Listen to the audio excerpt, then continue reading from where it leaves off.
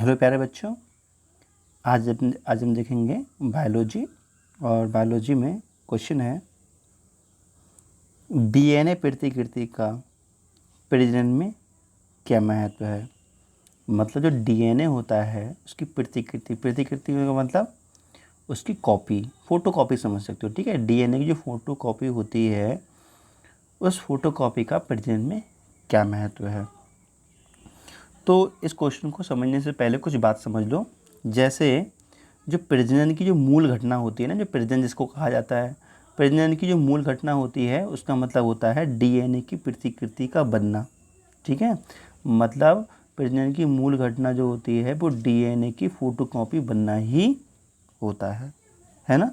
DNA की full form क्या होती है? Deoxyribo nucleic acid. ये हमें पता होना चाहिए।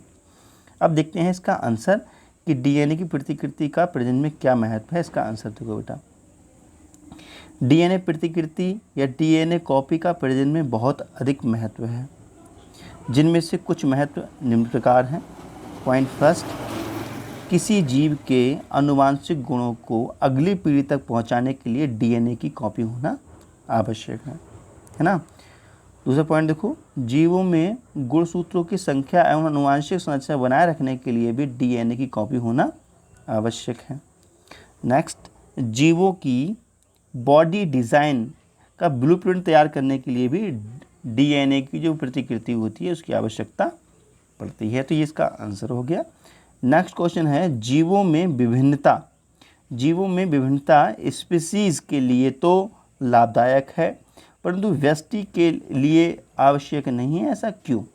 मतलब जीव होते हैं ना, विभिन्न प्रकार के होते हैं, है ना। जैसे कोई मकड़ी है, कोई चींटी है ना, भैंस है, कोई इंसान है। तो ये विभिन्न प्रकार के जीव हैं। तो विभिन्न प्रकार के जो जीवों में ये विभिन्नता है, ये किसी स्पीसीज़ के लिए तो लाभदायक है लेकिन किसी व्यष्टि के लिए आवश्यक नहीं है।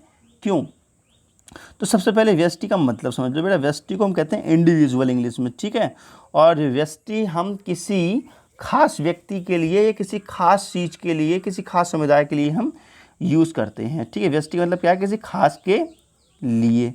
और एक वर्ड आता है निकेत, इसे हम इंग्लिश में नीश भी कहते हैं। निकेत का मतलब होता है इकोसिस्टम में रहने वाले जीवों की एक्टिविटी। मतलब इकोसिस्टम समझते हो बेटा? इकोसिस्टम का मतलब जैसे हम जिस वातावरण में रह रहे हैं, इसमें जो भी जीव हैं उनकी एक्टिविटी, हम जिस सिस्टम में रह रहे हैं उन जीवों की एक्टिविटी, जीव कैसे हैं, क्या करते हैं, उस चीज़ को बोलती है निकेत। ठीक है, तो समझते हैं इसका आंसर। जीवों में विभिन्नता स्पीसीज़ के लिए तो लाभदायक है परंतु किसी व्यष्टि के लिए नहीं। मतलब जो स्पीसीज़ है, कोई प्रजाति है जीवों की, उसके लिए तो लाभदायक है विभिन्न प्रकार के जीव होना, लेकिन किसी खास एक व्यक्ति के लिए नहीं।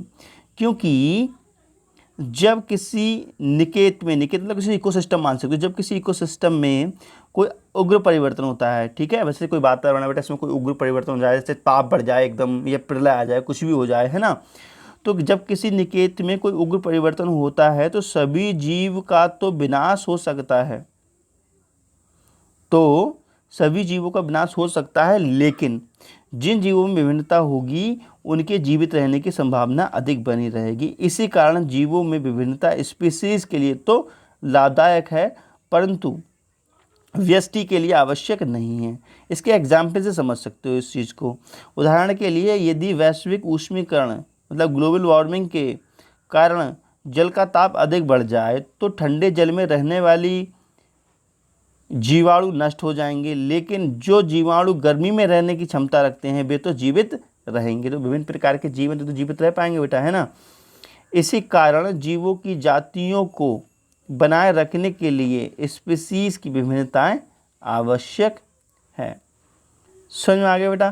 देखो, सभी एक प्रकार के जीव होंगे तो कोई भी मान लीजिए सभी चींटियां हो जाए, मान लीजिए सभी एक प्रकार, सभी चींटियां हो जाए, मान लीजिए सभी चींटियां हो जाए वातावरण में, और सैलाब आ जाए पूरी पृथ्वी पर, तो क्या होंगे? सारी चिड़ियाँ मर जाएंगी, तो पृथ्वी का जो भी लोग हैं सब खत्म हो जाएंगे। तो बेटा खत्म हो जाएगा ना सब कुछ।